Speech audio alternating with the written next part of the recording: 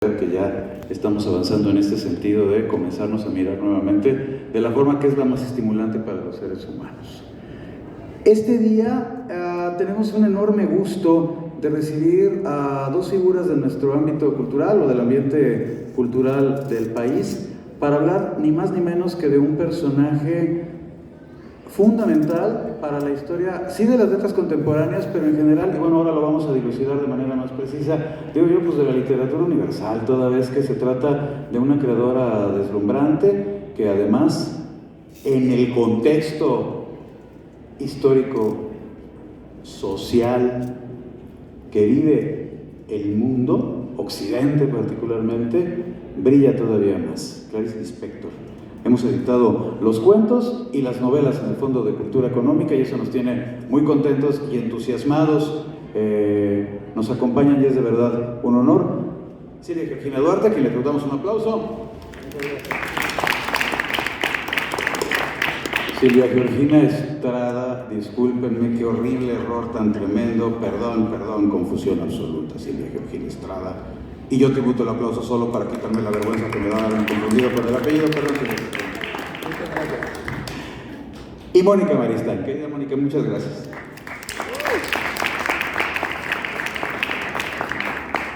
En lo que se me quita el sonrojo, cedo la palabra a Silvia Georgina Estrada. Muchas gracias.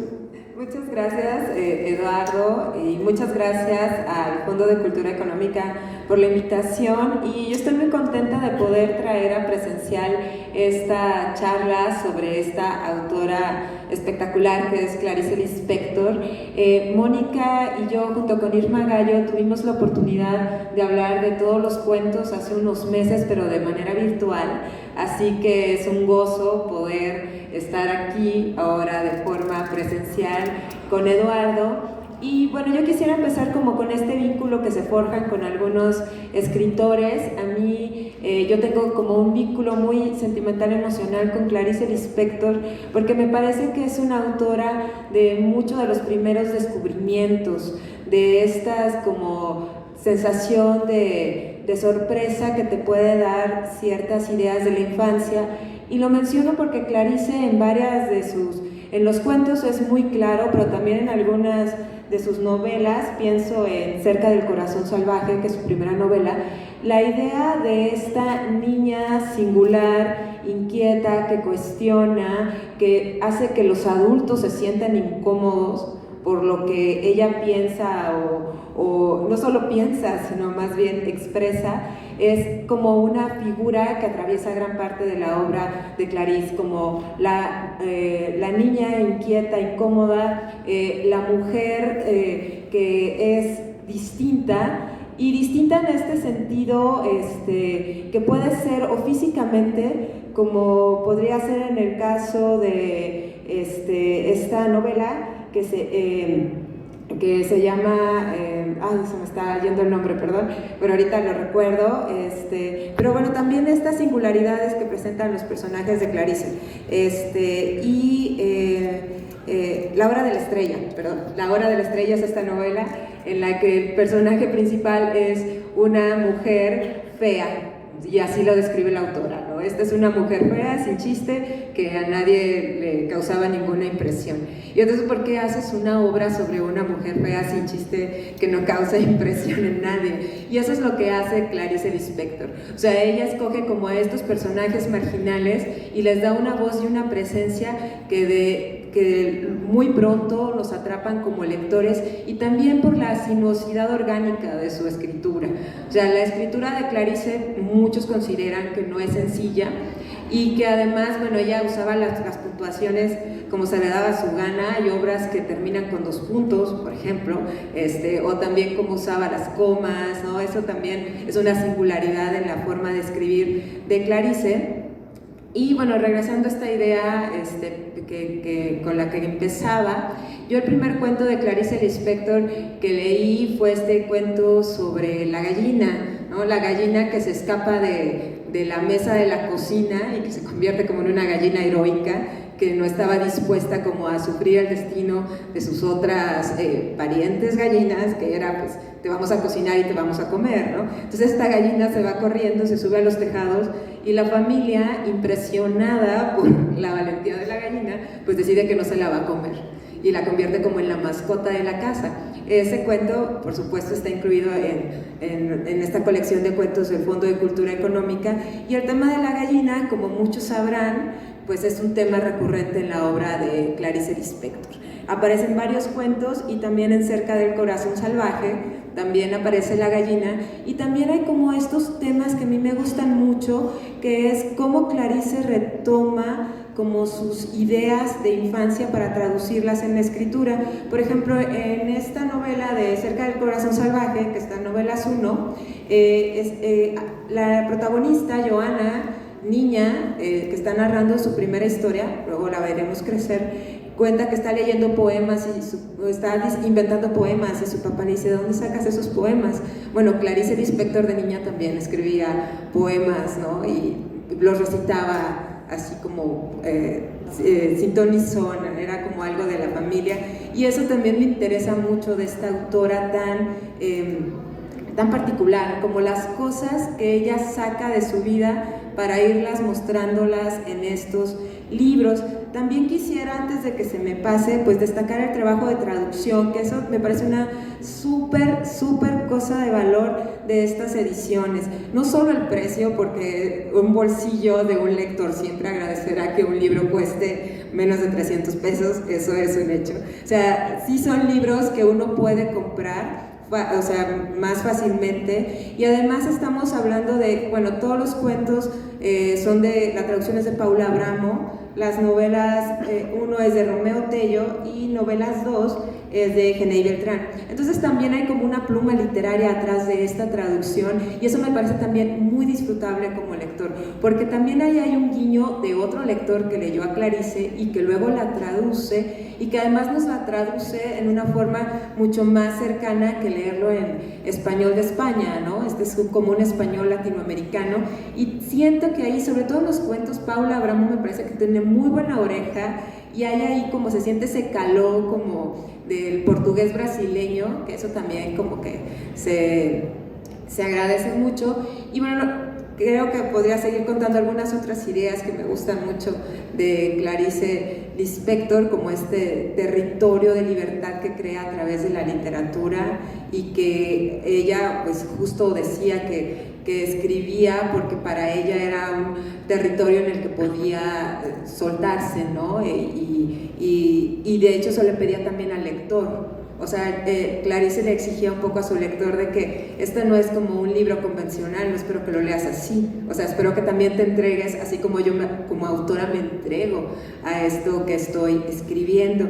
Pero para hacer el diálogo, pues sí voy a ceder la palabra aquí a Eduardo y a Mónica para seguir platicando de Clarice. Justamente, muchas gracias, Silvia. Muchas gracias, Silvia. Apuntabas una característica importante, ¿sabes?, de la edición de estos volúmenes, que tiene que ver precisamente con la traducción, que tanto en el caso de Romeo como de Genei, y particularmente de Paula, me parece que son no solo unas buenas traducciones, sino también un nivel de interpretación, ¿sabes? Anoche justo estaba platicando eso con algunos colegas. No solamente la traducción, es interpretar el universo semántico, el universo creativo del autor, para transportar al hablante de otra lengua a esa atmósfera que en el caso de Clarice es tan importante como para verdaderamente aventurar al lector por los linderos de lo que te está ofreciendo, de lo que te está exigiendo. Sí, una grande característica. Muchas gracias, Silvia. Vamos a fomentar el diálogo. Le corresponde a nuestra querida Mónica. Bueno, estoy muy contenta de estar los tres. Podríamos hablar de cualquier escritor, porque nos llevamos también, pero vamos a hablar de Clarice Lispector. A mí, una de las cosas que voy a decir con respecto a la traducción, que me gusta mucho la traducción de Paula Abramo, pero no me gusta la de Genei Beltrán y la de Romeo Tello, digamos. Me parece que Paula Abramo no solamente sabe portugués, sino que sabe muchísimo de la cultura portuguesa, y es casi heroica, ¿no?, en traducir determinadas palabras. Por supuesto, diciendo esto, no estoy diciendo que no hay que comprar los libros o que no hay que leerlos. La traducción de Romeo Tello y de Genet son buenas, y además son tan buenas incluso como las de Ciruela, digamos, no tienen en ese sentido ninguna diferencia. Yo reconozco que en los cuentos está mucho más Clarice Lispector, está mucho más esa cosa inacible. Ustedes saben que ella murió a los 56 años de un cáncer de ovario, murió manca porque había tenido un problema con el cigarrillo, que se había incendiado un cenicero y tuvieron que cortarle la mano. Así que una persona que por otro lado era tan bella, fue como deconstruyéndose y volviéndose un poco la mujer más fea, ¿no?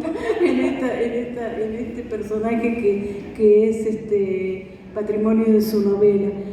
Y por otro lado también esta cosa de morir tan joven. Yo estoy un poco obsesionada porque acaba de morir Almudena, estamos todos choqueados, muy doloridos por eso, pero además porque murió sumamente joven, sobre todo porque cuando uno dice en la literatura, uno dice que José Saramago empezó a escribir a los 60 años, ¿no? Entonces uno dice, no, yo voy a escribir a los 60 años una novela como José Saramago, y de pronto te mueres, está cabrón eso, ¿no? Entonces no está bien el tema de morirse.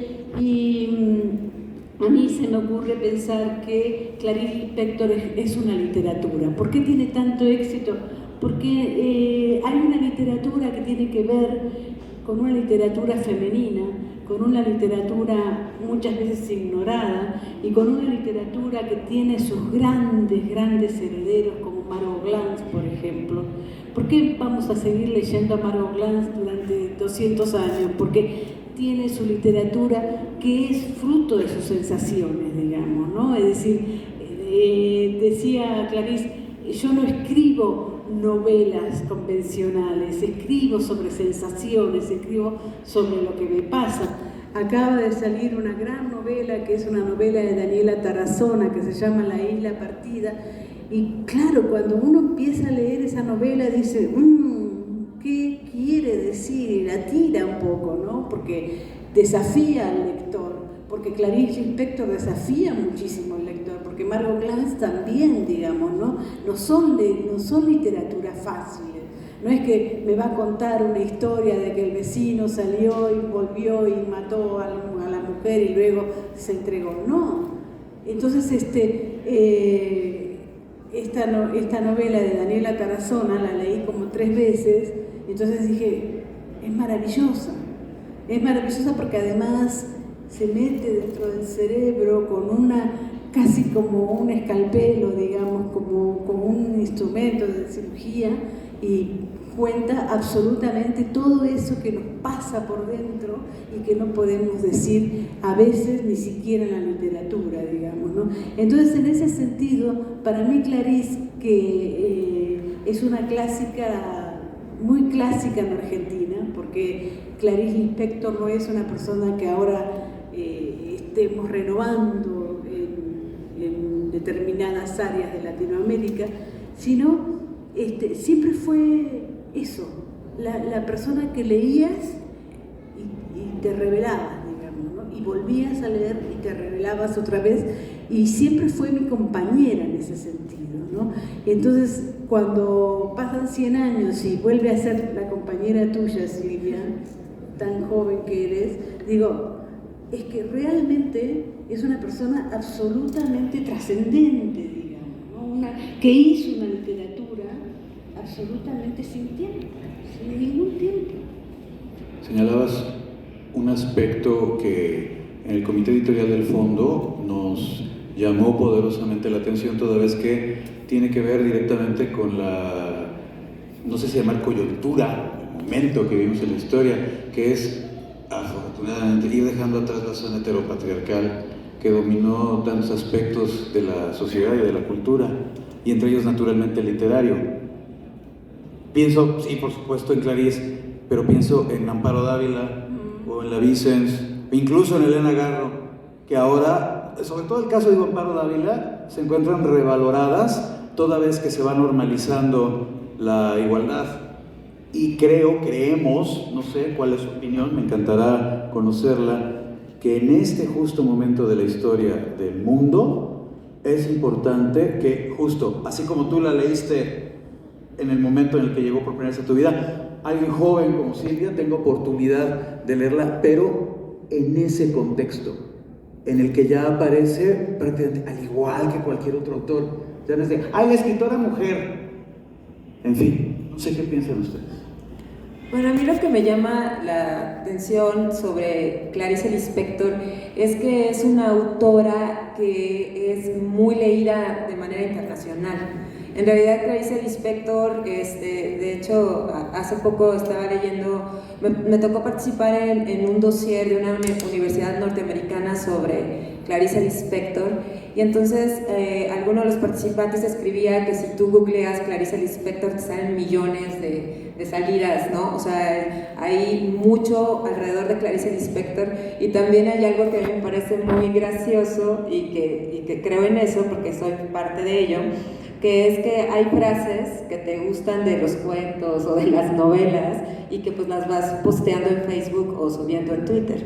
Y luego pasa que por supuesto que luego llegan las frases apócrifas, ¿verdad? Hay muchas frases circulando en internet que no son de Clarice Lispector, pero lo que quiero llegar es que Clarice muy pronto conquistó a lectores, académicos y a escritores, hombres y mujeres por igual. O sea, yo sí creo que Clarice, ahorita es un gran momento para leer escritoras, por supuesto, pero me parece que la escritura de Clarice es tan singular y es tan poderosa que muy pronto encontró su camino. O sea, muy pronto otros escritores siguieron esta, digamos, influencia literaria de Clarice Lispector, que escribía de una manera muy poco usual para la época.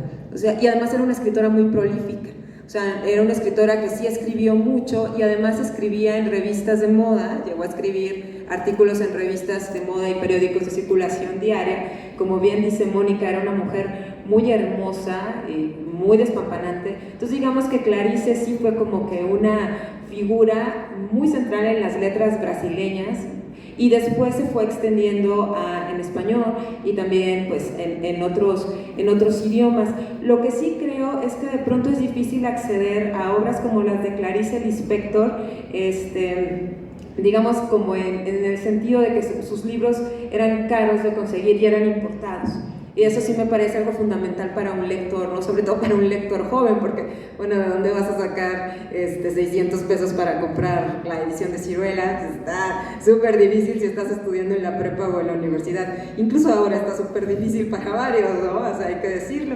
Y entonces eso también sí me parece que este tipo de ediciones del fondo, yo como muchos lectores crecimos con libros del fondo, porque son libros con los que sí ajustabas, ¿no? O sea, o que te ponían en oferta. Yo recuerdo que una vez por 20 pesos me compré un libro de poemas de Ida Vitale del Fondo de Cultura Económica, y eso, esa sensación de poder acceder a estas autoras, se me hace maravilloso, de puedo acceder a este libro y la puedo leer. Y me parece también que en ese sentido hay como una escritura de Clarice que me parece como importante apuntar. ¿Por qué leerla ahora? Porque mucho de lo que se está escribiendo en este momento está relacionada con la visión de ella como autora, que es esta idea de la literatura intimista, la literatura orgánica, la literatura que se va desarrollando aparentemente sin contar gran cosa, o sea, como que no hay una trama a veces muy bien puesta, pero el personaje que te lo está contando es tan atractivo que de inmediato te metes ahí, ¿no? O sea, este personaje que reflexiona sobre su condición de mujer con esta visión femenina, me parece que esa particularidad de la obra de Clarice la estamos viendo ahorita, en lo que se está escribiendo en el siglo XXI. Entonces, por eso también creo que la obra de Clarice Lispector es tan actual, porque nos está hablando con con los mismos intereses que tenemos ahorita, ¿no? Lo que ella escribía hace medio siglo nos sigue pareciendo súper relevante, que es cómo una niña se relaciona con un mundo que es hostil, y esa sensación pues lo hemos tenido millones de mujeres en el planeta, ¿no? O sea, Clarice la tuvo y las mexicanas la tenemos todo el tiempo. Y eso, y también la forma de estas pequeñas valentías de ser y rebeldías que tienen los personajes de Clarice, de que se asumen diferentes, se asumen incluso grotescos, porque algunos de los personajes de ella lo son, y con eso ocupan su lugar en el mundo. En un mundo con el que vivimos ahora, que lo que quiere es aplanar y generalizar todas las condiciones humanas, ¿no? De qué es lo que debemos ser. Y los personajes de Clarice se apartan siempre de qué es lo que debemos ser, y eso me parece muy interesante. Y también está como este juego del erotismo, de esa visión femenina del erotismo que aparece en un aprendizaje o el libro de los placeres, que está en Novelas 2, que también es como una especie de retrato de pareja, pero pensado desde, como vemos mucho la mente de los personajes. Eso es mucho de los libros de Clarice. De hecho, uno de sus personajes, en Cerca del Corazón Salvaje, Johanna dice: lo que yo más disfrutaba era emitir mis pensamientos en voz alta y luego como reflexionar sobre cosas de qué pasaría si este pensamiento tuviera algún sentido, ¿no? Un pensamiento sobre la paternidad, un pensamiento sobre el amor, y eso que un escritor lo siga durante varias páginas, una escritora en este caso, se me parece como muy disfrutable, porque es algo que nosotros hacemos todos los días y de lo que a veces nos escribe. Sí, una de las cosas que yo también quería decir, que cuando quise hablar del tema de la mujer, quería hablar de esta inasibilidad que ella tenía con respecto a la literatura. Es cierto que era una mujer muy prolífica, pero a diferencia de Marguerite Duras, que decía escribir es mi vida, para Clarice era la muerte, ¿no? Cada vez que lograba un texto absolutamente importantísimo, algo le pasaba en la vida, digamos, ¿no? Y de hecho murió muy joven. Parecía ser que la literatura era como una especie de mariposa en la que ella se extinguía cada vez que lograba algo, ¿no? Y a mí me resulta, más allá del género mismo, me resulta importante poder definir qué grado de literatura hacía Clarice Lispector cuando los hombres hacían otro tipo de literatura, en ese sentido, ¿no? Es decir, esta cosa que por supuesto siguió Margot Glantz y siguieron algunas, y que probablemente ni siquiera los hombres ni las mujeres podamos definir qué tipo de literatura es, porque no solamente estuvo olvidada, sino que además inentendible, algo incomprensible, algo. Y además creo que pasó con mucha gente, ¿no? Pasó con, no sé, con Berman, pasó con muchísima gente que incorporó muchísimos canales de expresión y para que nosotros además nos expresáramos libremente y que fueron incomprendidos en su época, ¿no? Entonces, en ese sentido, siempre voy a pensar en ella como, bueno, para mí la rebeldía rockera, soy absolutamente vieja en ese sentido. Entonces me parece como esta vieja rockera que viene, deja un texto y lo deja ahí para que tú lo leas y tú lo vas a leer y de pronto se te va a destapar la cabeza, algo te va a pasar, digamos, ¿no? Entonces en ese sentido yo quería decir que era distinta, ¿no? Como Margot es distinta. Margot es o sea, hay veces que la gente dice, es que Margot escribe mal, es que Margot es académica, y claro, y uno se mete en los textos de Margot Glantz y se va como en un túnel, ¿no? Y parecía ser que no vas a volver, digamos, ¿no? Claro, hay que tener esa paciencia lectora, esa cosa de lector que nosotros siempre, no sé, me parece que exigimos del lector de poder leer algo diferente. Hay una cosa que también yo quiero pensar que tiene que ver con Clarice Lispector y que tiene que ver con todos los escritores, y es el tema del lector. Antes le exigíamos, y nos exigían y hablábamos del lector de una manera mucho más fuerte, O sea, si el lector no entendía, le decíamos leer otra vez, y bueno, y uno mismo era lector, no es que el lector era el otro, sino que uno mismo era lector. Y ahora pareciera ser que todos necesitamos hacer textos que agraden al lector, ¿no? Y que si no le agradan al lector, que si el lector no lo puede entender, que si el lector no sé qué, eres mal lector. Entonces, en ese sentido creo que se ubica muchísimo Clarín, ¿no? Esta cosa de exigirle al lector todo el tiempo, y hay veces que el lector no lo sigue, ¿no? Entonces por eso también es importante para mí que las nuevas generaciones la rescaten, porque me parece que en las nuevas generaciones hay nuevos lectores, ¿no? Y también pienso, como pensaba Paco Taibo, como pensaba Benito, esta cosa de que cuando los nuevos lectores leían hace 10 años Harry Potter, qué bueno que leían Harry Potter, porque hoy están leyendo a Clarice Lispector. Nos encantará recibir sus comentarios, preguntas que quieran hacerle tanto a Silvia como a Mónica. Por acá les acercan el micrófono, levantan su manita, les acercan y será muy grato poder conversar con ustedes. Dudas, comentarios, preguntas, sugerencias, objeciones. Aquí, por favor, si son tan amables. Bueno, igual en lo que llega en el micrófono, respecto a lo que dijo Mónica, hay algo que escribió Clarice Lispector, que dice: no leas lo que escribo como si fueras un lector, salvo que ese lector también trabaje con los soliloquios de la oscuridad irracional. Entonces me parece que eso es lo provocador de los textos de Clarice Lispector, o sea, que provoca al lector justamente. Feministas, ella dijo en alguna entrevista que hablaban de un crítico del que ella no quería ni decir el nombre, que había hablado: no solamente es mala su literatura, sino que además su nombre de escritor es Lispector, es un apellido absolutamente horrible. Decía, bueno, por empezar, Lispector me parece un apellido maravilloso, y además ella no era escritor, digamos, ¿no? Entonces, en ese sentido, creo que tenía una fuerza y un poder que le impedía por ahí hablar de géneros, pero sabía perfectamente que los géneros estaban absolutamente corridos en el tema literario.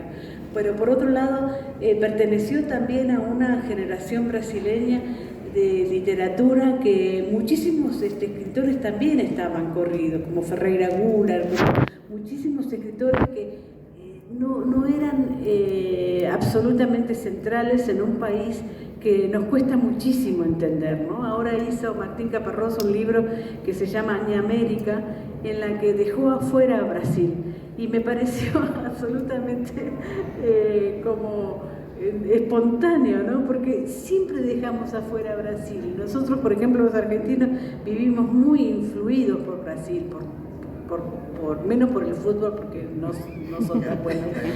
Ahí no se lleva. Pero el tema de la música es maravillosa, ¿no? Y sin embargo, lo literario desconocemos muchísimo. Y entonces acá, cuando vengo acá, que está más lejos todavía de Brasil, lo literario también no sabemos exactamente qué es lo que está pasando y qué es lo que pasaba en esa época, ¿no? Entonces, en ese sentido, hay muchísimas cuestiones de género en Brasil, tan como las que hay ahora, pero desconozco el tema literario, digamos, ¿no? Muchas gracias. No sé, tú conoces. Bueno, sí, yo también estoy de acuerdo con Mónica que Brasil de pronto es como difícil de entrar literariamente, porque pues solo nos llegan ciertas cosas en español, y a eso acudimos, ¿no? Pero sí me parece, Clarice es la primera mujer de su familia que logra estudiar universidad, ¿no? Y aparte también me parece como muy definitoria la forma de su nacimiento para marcar como su condición de vida, porque la madre de Clarice, bueno, ella no nació en Brasil, ¿no? O sea, sí, exacto, son de Europa Central, y entonces pues salieron huyendo y terminaron en Brasil. Pero la madre de Clarice fue violada por estas guerras terribles, ¿no? de Europa, y contrajo una enfermedad venérea. y entonces se creía, era como una mito o creencia popular, que si una mujer que padecía de una enfermedad venérea se embarazaba y tenía una hija, podía curarse, bueno, un hijo podía curarse.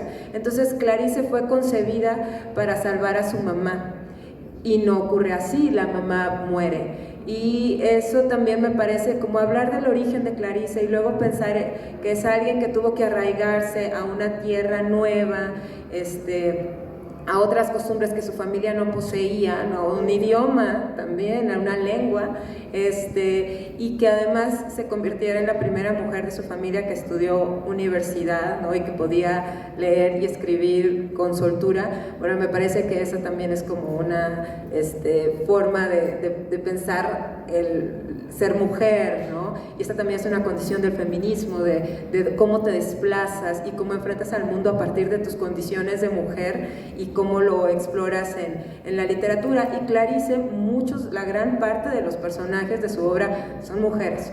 Entonces, pues sí, por supuesto, ella tenía como muy clara la idea de este protagonismo femenino. También hay hombres que protagonizan la obra de Clarice, pero son la minoría.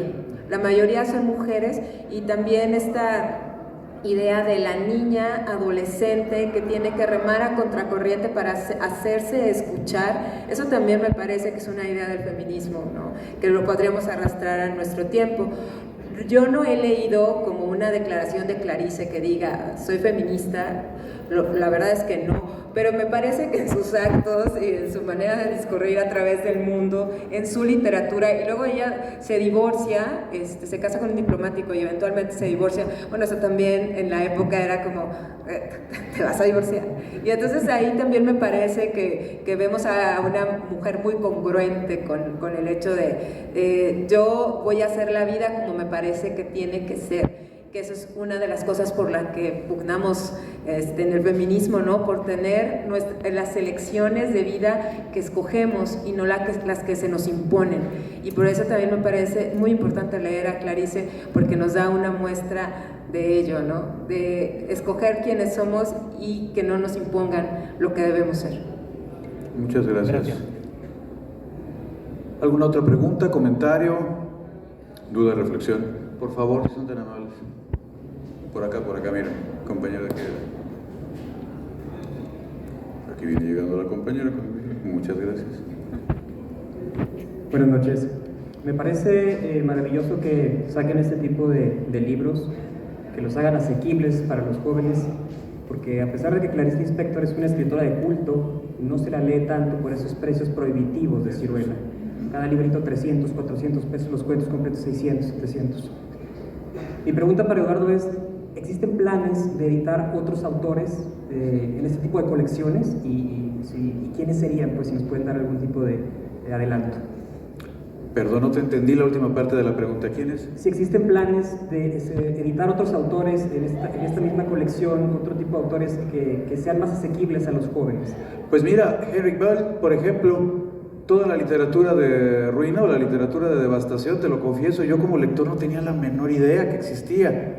Para mí ha sido un acercamiento refrescante y al mismo tiempo también se ha platicado en ese sentido específico. Se trata de mostrar esas aristas literarias que normalmente o tradicionalmente no estaban llegando o suficientemente alumbradas o de forma suficientemente accesible para los lectores. Y en ese sentido rescato un poco la reflexión que tenía yo con respecto a esta zona o este momento específico de la historia, del mundo. Sigo considerando que se lee no distinto, pero sí de manera más poderosa, más presente, alguien que, como muy bien señalaba Silvia Georgina, como autora, ya había ganado un lugar dada su calidad y el relumbre que su talento de forma natural traía. Pero es muy cierto que ahora, mediante esta política editorial, vamos a decirlo, convertir en accesible a una autora de estas características a través de esta clase de volúmenes,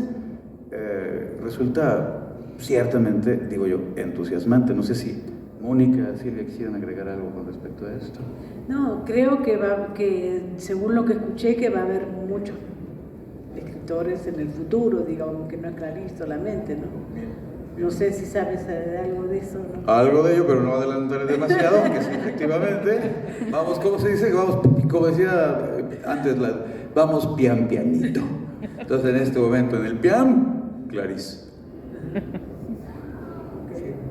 Bueno, pues digo, para cerrar la idea, a mí la verdad, yo ya había leído a Clarice Lispector, y ahora que salieron estos ejemplares, que primero salió el de los cuentos, o sea, yo de inmediato me entusiasmó mucho, y me entusiasmó mucho algo que también mencionó Mónica, que es la traducción de Paula Abramo, porque yo había leído la traducción de Ciruela, y en la traducción de Paula Abramo pude reconocer como más, sí, como más la escritura de Clarice, pero también me pude reconocer más fácil, ¿no? Porque sí, yo sí creo que Clarice no es una autora sencilla.